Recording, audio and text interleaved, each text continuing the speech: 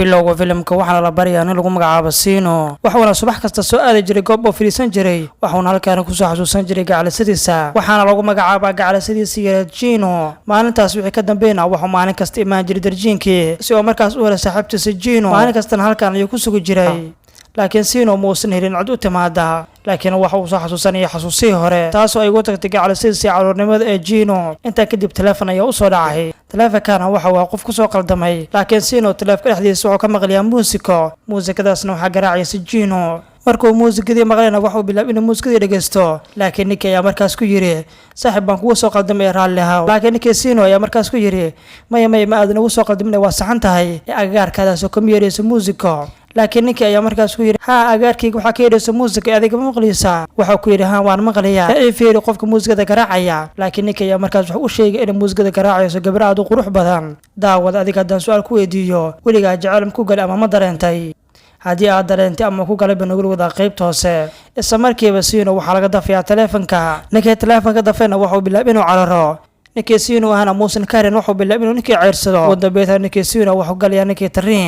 tareenka ayuu ku dabagalay ninkii Sino isagoo bilaabay inuu baryo tuugi ka soo caday telefoonkiisa ninkii Gino marka uu ka dabiyay ninkii tuuga waxa markaas ku yiri fadlan igu soo wareeji telefoonkayga xitaa waxaad rabto waxaan ku siinaa wixii aad rabto waxaana bilaabay tuugi inuu lacag siiyo laakiin tuugi waxa uu qaadanayaa lacagtii waxaana ninkii Sino ka codsanaya inuu soo yeeriyo markii ugu dambeeyay tuuga ayaa bilaabay inuu gadgadaal u sigto maadaama tareenka uu istaagayay tuuga ayaa bilaabay inuu halkaas ka cararo laakiin ninkii Gino muusan ka herin intuu ceesanayna shaatiga ayuu ka jeexay laakiin waxa ogaanay in ninkan uu yahay lacagta nambarka uu qornaa ka dafaayay kadibna uu sidaas shil ku galayay waxaana bilaabay ninkii Sino inuu ninkii raacdeysto isagoo markaan ugu dambeeyay gacanta ku dhigay waxaana markaas ku yiri aaway telefoonka xageed geysay laakiin ninkii ayaa markaas ku yiri waan ka xumay in telefoonkaada ma hayo maxaa yeelay mar hore ayaan sii dhiibay ninkii Sino waxa ku xanaaqayaa ninkii isagoo markaas ku yiri wariga aniga ma xasuusataa ninkiina aad buu u yaabay isagoo markaas ku yiri oo aniga ma aad taqaanaa waxaana ku yiri haa waan ku garanayaa ma xasuustad miya war miyaadan xasuusnay inaad maalin kasta iga dhici jirtay lacag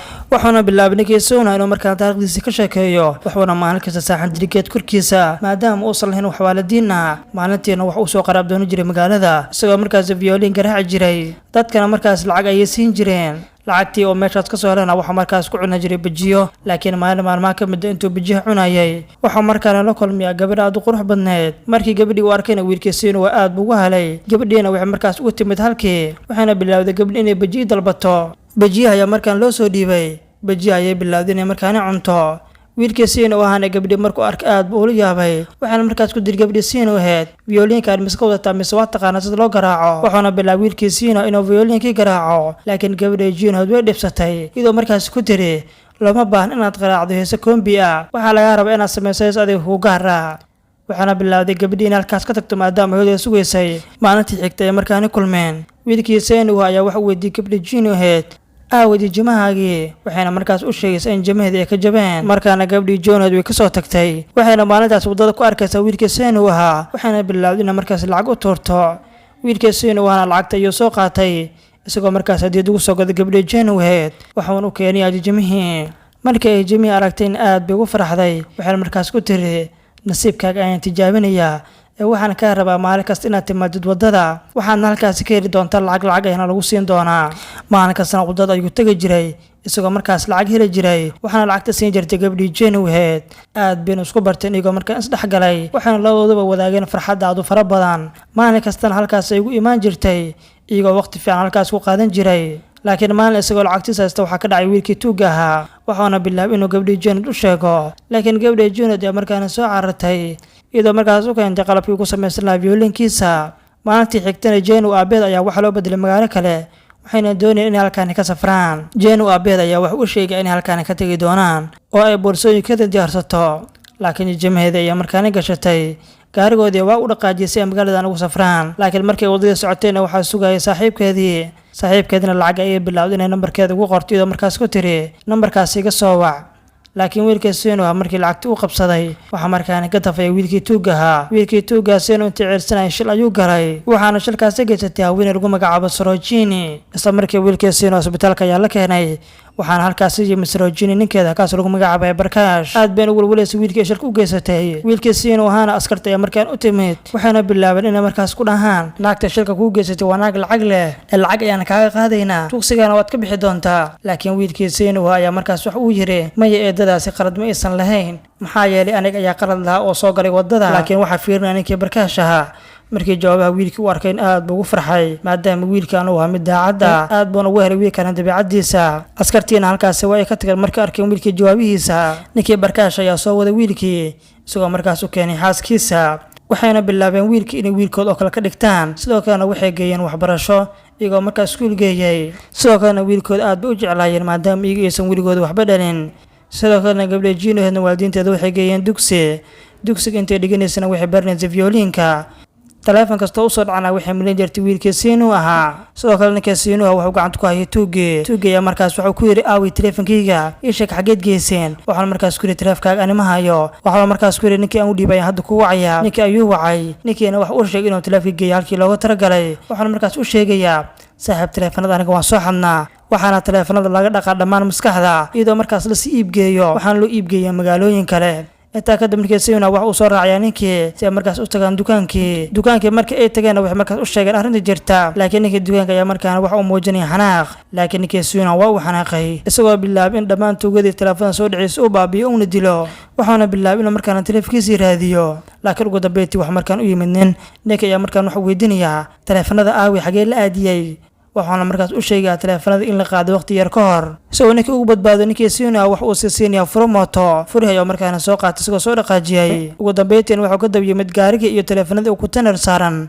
waxaana bilaabay dalawarkii inuu kula dhago steerinka ugu dambeeyay dhammaan teleefanada ay markaan daatay teleefankiisa ayuu bilaabay inuu markaan ka raadiyo teleefanadii ugu dambeeyay wuxuu helay teleefankiisa laakiin wuxuu ogaanaya in teleefankiisa oo markaan shaashada ka jabay uuna soo qaaday teleefankiisa isagoo markaan sameyskeena si looga sameeyo laakiin inta goobtaas joog wuxuu arkayaa nimankii teleefanada ku jijibinayay ninkii madaxdu ayaa markaan wax u sheegay inay soo qabtaan ninkii Siino ahaana nimankii waa ka cararaya soo ugu dambeeyay soo qaadanay teleefankiisa waxaana markaan wacayana markii ugu dambeeyay uu isaga wacayay waxa uu nahay ninkii si ku soo qaldamay waxaana markaas ku yiri aaway gabadhii violin garaacaysay xageedna joogtaan waxaana ninkii u sheegaya inay hadda joogaan meesha lagu soo bandhigo violiinka sidoo kalena wax u sheegay in gabadha violin garaacaysay mid aad u qurux badan laakiin markiiba nimankii uu teleefanka ka daadinaya soo warar iyagoo markaas daab ku dhuftay dhulka ayuuna ku dhacay ninkii Siino ahaa laakiin 7 maalmood ka hor gabadhii Janood waxay soo adeysay magaalada uu joogay Siino si markaas uu qayb gasho arooska saaxiibteeda laakiin intay daalad saarnad waxay la kulmaysaa Siino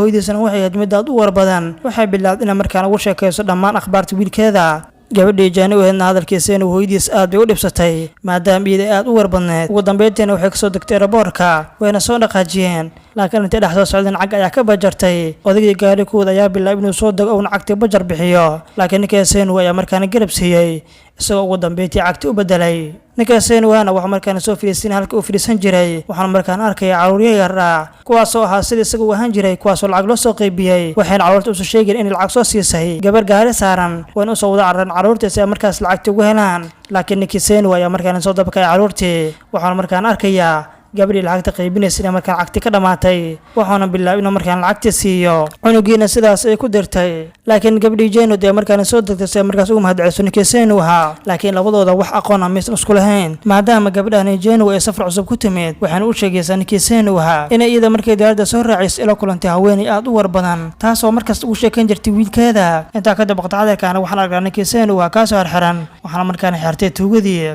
laakiin ugu dambeeyay waa iska furiyay xaraga isagoo bilaabay inuu dhammaan tuugada iska dhiciyo tuugadiina wax ugu dambeeyay ku soo xiriya container halkaas ayuu ka soo dhaqaajiyay isagoo markaas mid aroos ay ka soo qayb galayay Jano waxaana bilaabay inuu markaan raadiyo gabadhii Jano ahayd maadaama markii ugu dambeysay halkan loogu sheegay waxaana weydiinay in halkaan joogay miyaad aragtay gabar halkaan u garaacaysa violin waxaana bilaabay inuu violinkii garaaco isagoo markaas u tilmaamay ninkii laakiin gabadhii Jano markii maqashay violinkii waxay bilaawday inay soo cararto maadaama ay ogayd violinka inuu garaaci karo oo kaliya wiilkii Siino ahaa laakiin Siino violinkii waa iska dhaafay isagoo bilaabay inuu raadintii sii wado laakiin ugu dambeeyay waxa markaan helaya lacagtii markaas nambarka uu qoraysay gabadhii Jano ahayd nambarkii markuu arkay aad buu u farxay waxaana bilaabay inuu agaarkiisa taraaf ka qaato oo nawac gabadhii Jano ahayd waxaana markaas u sheegay inuu isaga Siino yahay laakiin intay sheekaysanayeen Siino waxa ka dambeeyay teleefanka intaa kadibna ninkiisayna wuxuu bilaabay inuu garaaco violiinkii inta uu garaacayna waxa markaan u amaaneysay gabadhii Janu ahayd sidaas ayayna isku heleen labadooda waxaana bilaawday gabadhii Janu dina markaan habsiiso saaxiibkeeda sidaas ayna labadoodaba ku midoobeen